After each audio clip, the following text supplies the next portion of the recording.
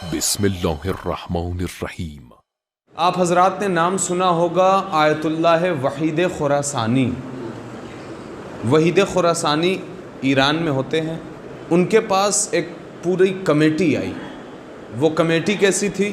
وہ کمیٹی جو امام زمانہ کے حالات پر غور کر رہے تھے، پتہ کر رہے تھے دنیا کے الگ الگ کونوں میں جا کر کہ امام زمانہ کے حوالے سے کوئی نئی خبر ملے، کوئی نئی چیز ملے۔ تو ظاہر ہے آیت اللہ وحید خراسانی ایک بہت بڑے عالم دین ہیں اور عارف بھی ہیں۔ ان کے پاس پہنچے اور پہنچنے کے بعد کہا آغا ایسی بات ہے، ہم لوگ جمع اس لیے ہوئے آپ کے پاس کہ ذرا کچھ امام زمانہ کے حوالے سے کچھ ہمیں موصول ہو، کچھ ملے۔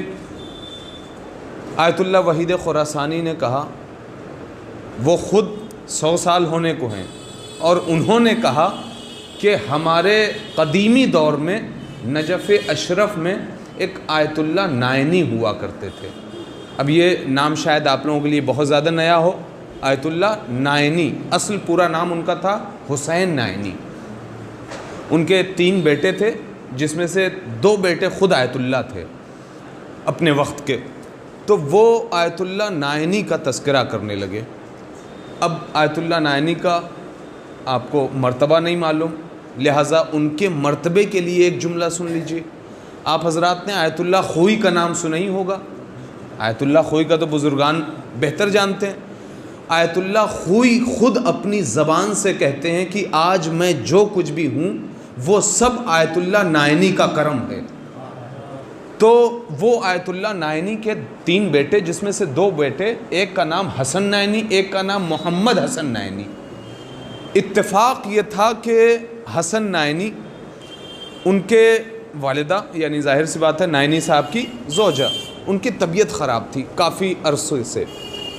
تو دونوں بڑے بیٹوں نے والد صاحب سے کہا کہ پدر بزرگوار، سنا ہے کہ ایک نجف اشرف میں سید آئے ہیں۔ توجہ رہے، نجف اشرف میں ایک سید آئے ہیں اور وہ حرم کے رواق میں ہوتے ہیں۔ یعنی رواق اسے کہا جاتا ہے کہ جو مولا کائنات کی زری کا پچھلا حصہ ہے، ادھر جو کمرے اور غرفے بنے ہوتے ہیں اسے رواق کہتے ہیں۔ تو کہا کہ وہاں پر ایک سید آئے ہیں جن کے بارے میں ہم نے بہت سنا ہے۔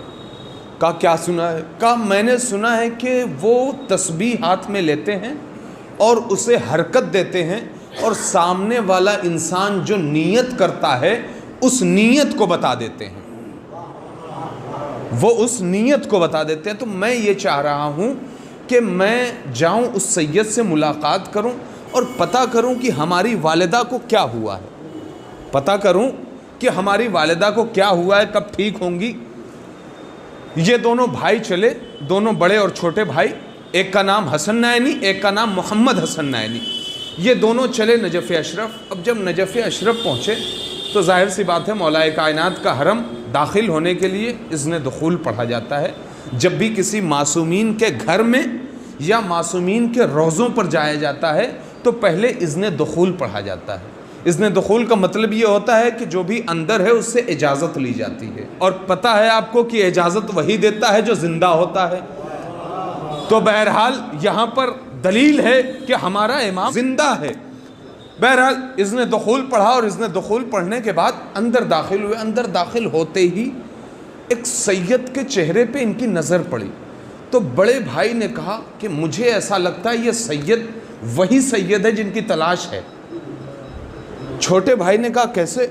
کہا ہمیں ان کا چہرہ دیکھ کر ایسا محسوس ہو رہا ہے کہ ان کے اندر کوئی ایسی خاصیت اور خوبی ہے، اور قدیمی دور میں ایسے افراد ہوا کرتے تھے کہ ان کا چہرہ دیکھ کر بتایا جا سکتا تھا کہ یہ کس شخصیت کے مالک ہیں۔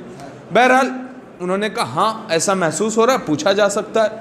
وہ دونوں قریب گئے سید کے اور کہا کہ ایسی بات ہے، شاید وہ سید آپ ہی ہیں۔ انہوں نے کہا ہاں ہم ہی ہیں۔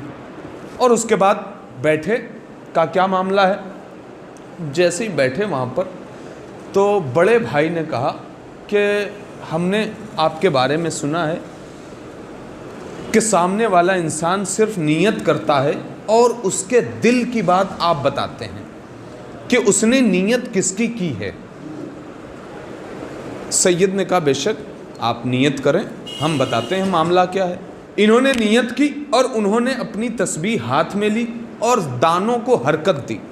अब जैसे ही दानों को हरकत दी उसके बाद तस्बीह को रखा, कहा देखिए आपने जिसकी नियत की है उसकी तबीयत बहुत अरसे से ख़राब है और उससे बड़ी बात यह कि उसके पूरे बदन में जहर फैल चुका है। उससे बड़ी बात यह कि 3 दिन से ज़्यादा वो जी नहीं पाएंगे। और यही हुआ कि वो 3 दिन बाद इंतकाल कर गई। अभी इतनी चीज़ें सैयद ने बताई हैं, उसी दरमियान छोटे भाई जो मोहम्मद हसन नाइनी थे उन्होंने कहा सैयद एक हमने भी नियत की है। सैयद ने अपने हाथ में तस्बीह ली और मोहम्मद हसन नाइनी ने जो मामले देखे थे कि वाक़ईन हमने अपनी वालिदा का तज़किरा किया नहीं है, हम कौन हैं ये अभी इन्हें सैयद को नहीं पता है, तो ये तो बहुत दूर की बात है कि वालिदा बीमार हैं और उनके बदन में जहर फैल गया और वो इंतकाल कर जाएंगी। बहरहाल अब जैसे ही इतना बताया सैयद ने, छोटे भाई ने सवाल किया और कहा कि हमने भी एक नियत की है, उसका जवाब दीजिए। सैयद ने पूरी तवज्जो रहे, सैयद ने अपनी तस्बीह उठाई और तस्बीह उठाने के बाद दानों को हरकत दी। अब दानों को हरकत दी तो सैयद ने ज़मीन पर तस्बीह रख दिया, हरम की ज़मीन पर सैयद ने तस्बीह रख दिया, फिर उठाया, फिर तस्बीह रख दिया, फिर उठाया, फिर तस्बीह रख दिया। जब कई मर्तबा तस्बीह को हरकत दी, ज़मीन पर रखा और रखने के बाद उस छोटे भाई से कहा आखिर तुमने नियत किसकी की है?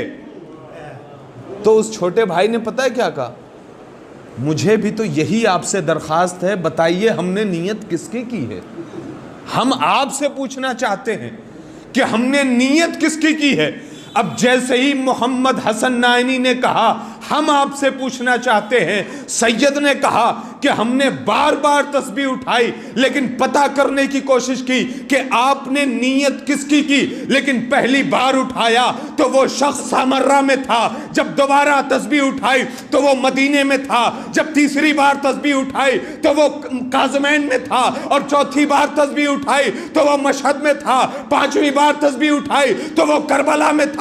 ये कोई और नहीं बल्कि वक्त का इमाम है। जिसकी तुमने नियत की है ये कोई और हो ही नहीं सकता। सैयद का जो जुमला मैं आपकी खिदमत में पेश करना चाहता हूं वो आप सुने, जो निज़ामे शमसी है वो हमारे इमाम का तवाफ कर रहा है। अगर इमाम रुक जाएं तो पूरी की पूरी दुनिया रुक जाएगी। को हमारी अगर ये वीडियो अच्छी लगी हो तो लाइक करें, कमेंट करें और चैनल को सब्सक्राइब करें। वस्सलामु अलैकुम वरहमतुल्लाहि वबरकातुहू।